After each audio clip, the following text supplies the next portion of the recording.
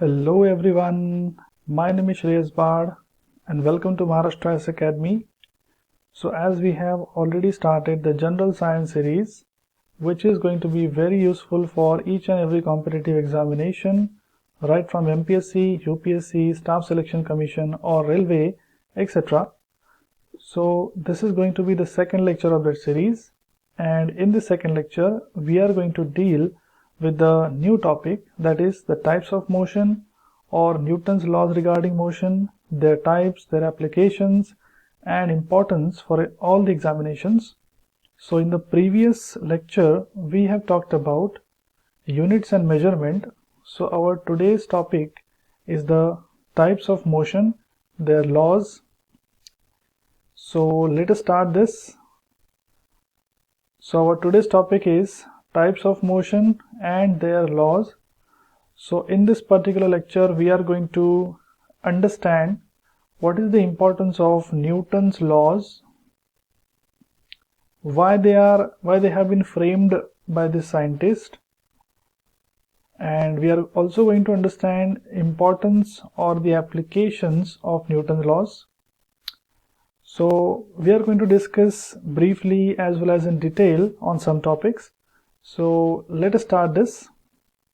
So let me just quickly change the color so that you can understand and you can integrate it better. Okay, yeah. So let me introduce the topic of today's lecture. So this topic covers motion related concepts, right? We are also going to understand the types of motion, like what is translational motion, what is rotational motion, circular motion, linear motion, etc., etc. We are also going to talk about the physical quantities which are related to motion. For example, we can talk about acceleration, we can talk about velocity, we can also talk about displacement. So all these physical quantities are related with motion. Then we'll also talk about the equations of motion. For example, V is equal to U plus AT.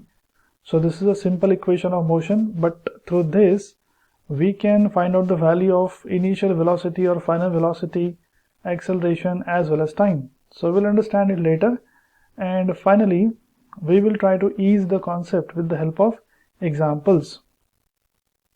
So let us start our lecture. So first of all, let's talk about motion. So what is the definition of motion? When an object changes its position with time, then the object is said to be in motion. So it is very important, like it can be called as the condition to define the body in motion. So we have already discussed that in physics, the state of an object, it can be steady or the object can be in motion. And we have also seen that when the displacement of any object is zero, then the object is considered as steady, and when the displacement of that object is non-zero, it is said to be in motion. So when the displacement is non-zero, it means the object is changing the position with time, right? So when an object changes the position with time, it is said to be in motion. A steady object remains at the same position even the time passes. So that is also a very important definition. Then time and displacement of the object in motion are non-zero, and various forces act on the object in motion. So how can we define motion here? So motion means when any object changes its position with time, then that particular object is said to be in motion, right? Okay. Now let us quickly talk about the types of motion. So what are the types of motion? The first type is translational motion. Second type is rotational motion. Third type is oscillatory motion. Fourth one, linear uniform motion. Fifth one, linear non-uniform motion, and uniform circular motion. So these are important types of motion. Now let us discuss them one by one so that we can understand them conceptually.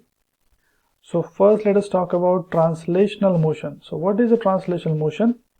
When a particle or a body moves along a straight path, its motion is rectilinear or translatory. So let's suppose there is one vehicle which is starting from point A and it is moving to point B. So this particular motion of that vehicle is called as translational motion. Now here the path can be straight or the path can be curved, it doesn't matter. But when that particular object travels from point A to point B, then that motion is called as translational motion. So the path can be curved also, and displacement is always non-zero. Example, a car travels from one city to another city. So the motion of that car is called as the translational motion. Okay, now let us talk about rotational motion. Okay, so what is rotational motion? When a body spins about its own axis, it is said to be in rotational motion. So here the important point is any body must revolve around its own axis, only then the motion can be called as rotational motion. So the body revolves around itself and displacement of such a body may or may not be zero. So in rotational motion it is not mandatory that the displacement must be non-zero or it shall be zero. It can be zero, it cannot be zero. For example, we know that the earth revolves around its own axis. Okay, it rotates around its own axis. So displacement of earth, when that rotates around its own axis, that displacement can be taken as zero, because in actual there is no change in the initial position and final position of the earth. So in this particular case, displacement may or may not be zero, right? So examples are rotation of the earth, rotation of the ceiling fan, or we can say rotation of the top. So when the body spins about its own axis, it is said to be in rotational motion. Let's go forward. Let's talk about oscillatory motion. So what is oscillatory motion? When a body moves to and fro and back and forth repeatedly about a fixed point in a definite interval of time, it is said to be in vibrational or oscillatory motion. So what are the important keywords here? The body moves to and fro, and then it can move back and forth repeatedly. So these are important keywords. So such a motion is called as oscillatory motion. Here the displacement is fixed. This is also an important point. The path and the distance traveled is fixed too. So how it is fixed? Let us see the examples. For example, clock pendulum. So we all know that the pendulum of the clock, it somewhat rotates like this. So suppose this is the pendulum at point A. It rotates like this and goes towards point B. Again from point B it comes to point A. So the motion is to and fro, right? The motion is to and fro and it is repetitive.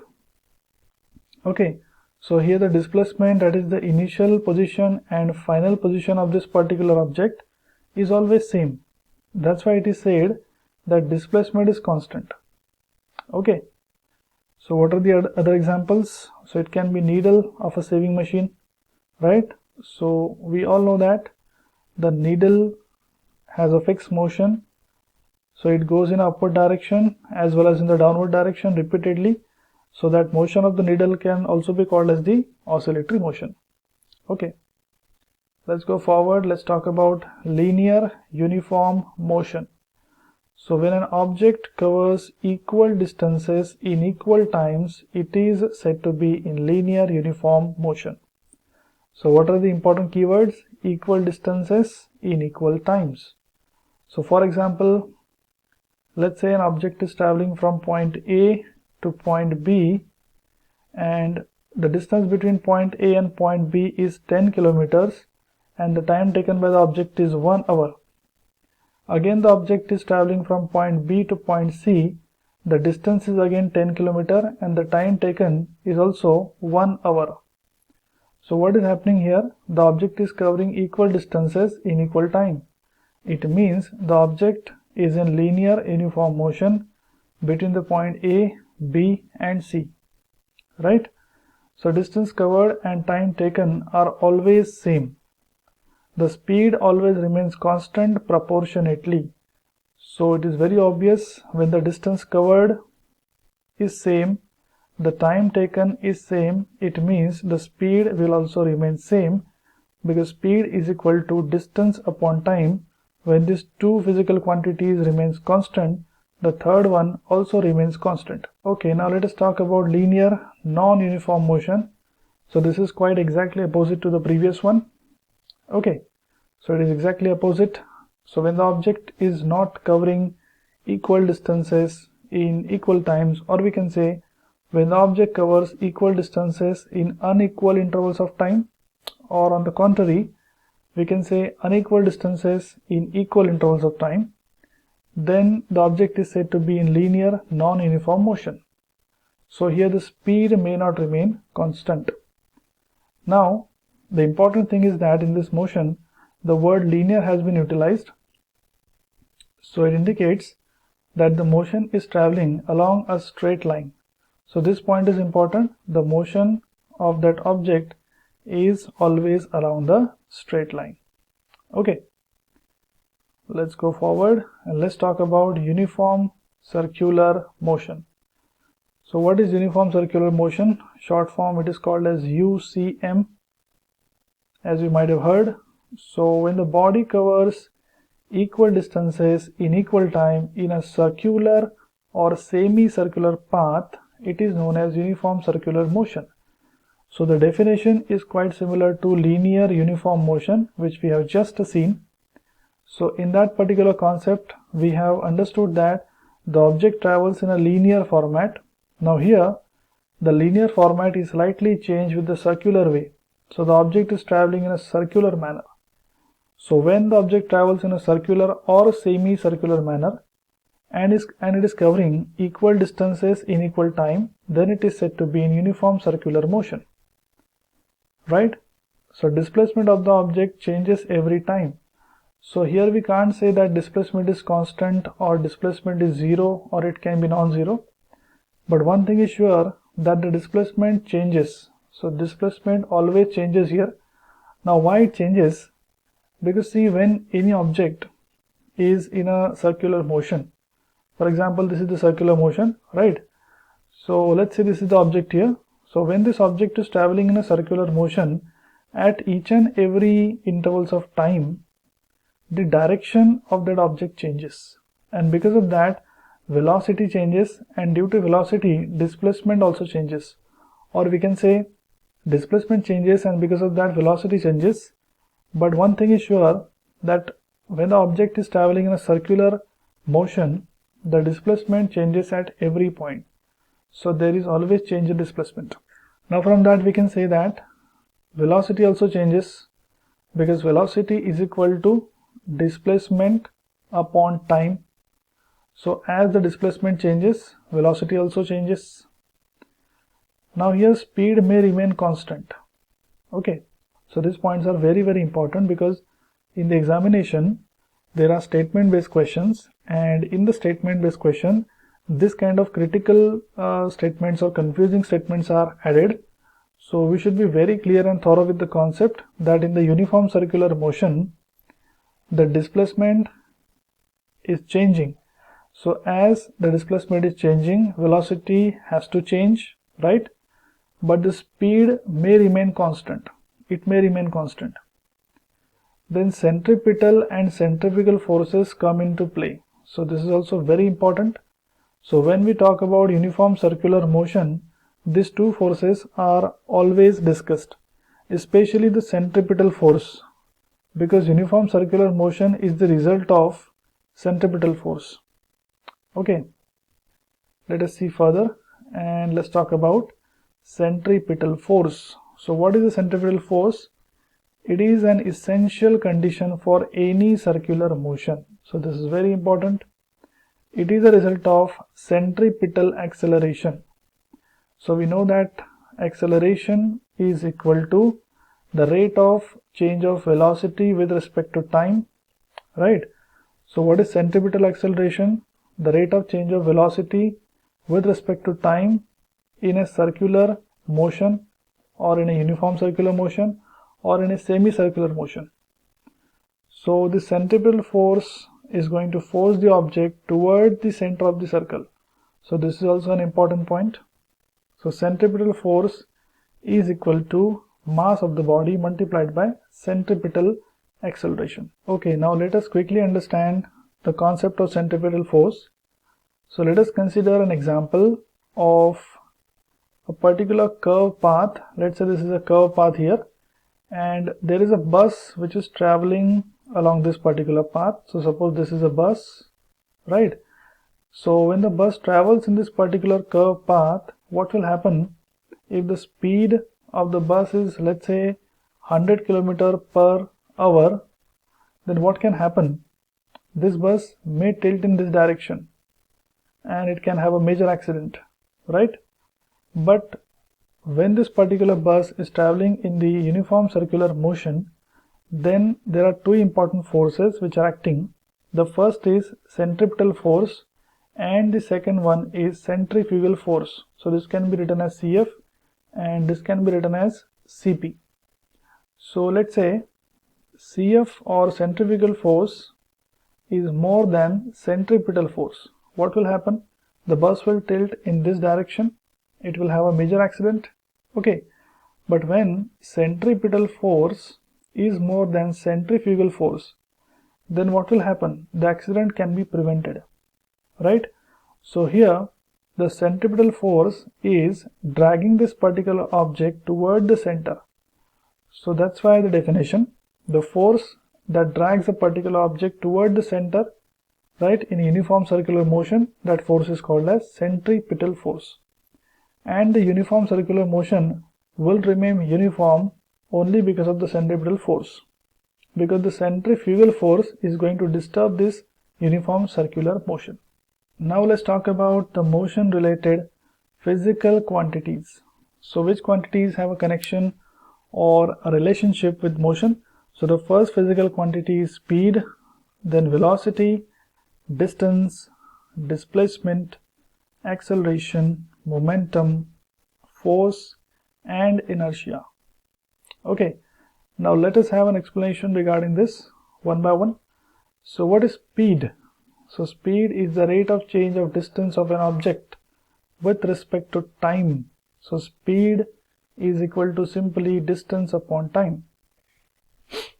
Okay, what is velocity? The rate of change of displacement of an object with respect to time is known as velocity. So velocity is equal to displacement upon time. So here distance is replaced by displacement. What is distance? The actual path length during the motion is called as distance. For example, the distance between, let's say, Maharashtra, or distance between point A and point B is 10 kilometers. So it is the actual path length between point A and point B. So that's why it is called as distance, which can be measured into various units. Then what is displacement?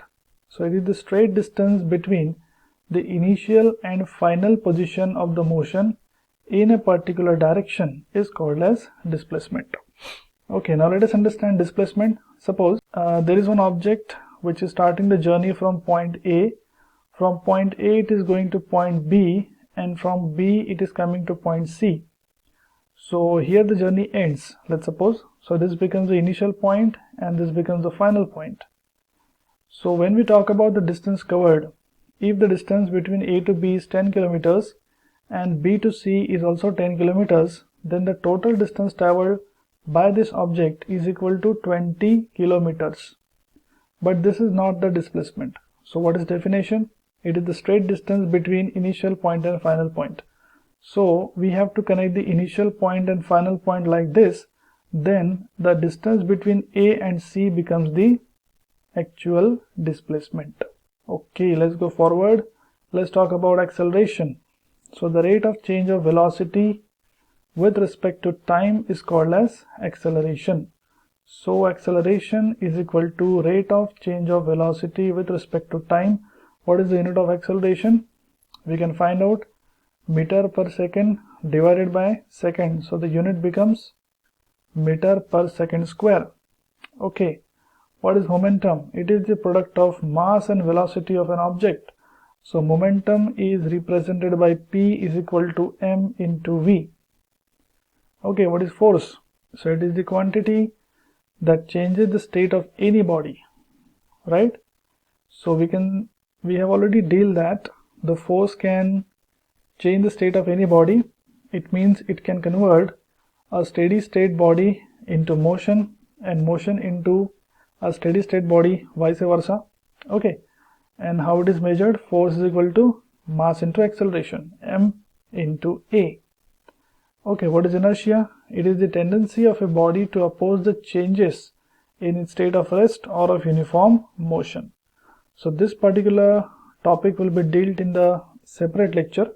So we'll understand what is inertia, because that is a part of Newton's laws. So here I can just tell you, inertia is nothing but tendency of a body to oppose the changes.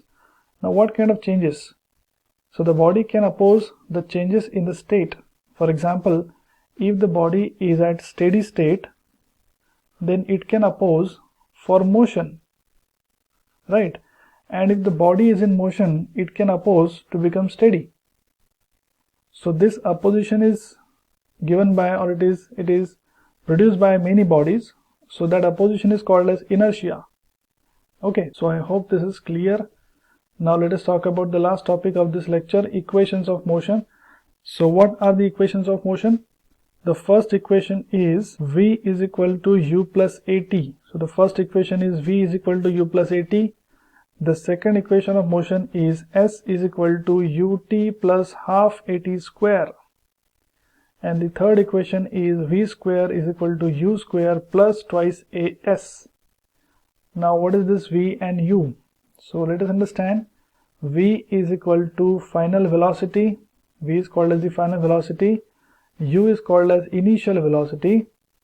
A is called as acceleration. T is time. And s is displacement. Now what is the application of these motions? Let's suppose you want to find out the initial velocity of any object, or final velocity, acceleration, time, or displacement. Then you can surely utilize any of this motion. For example, I'll just give you a small demo. Let's suppose the final velocity of an object is 10 km per hour.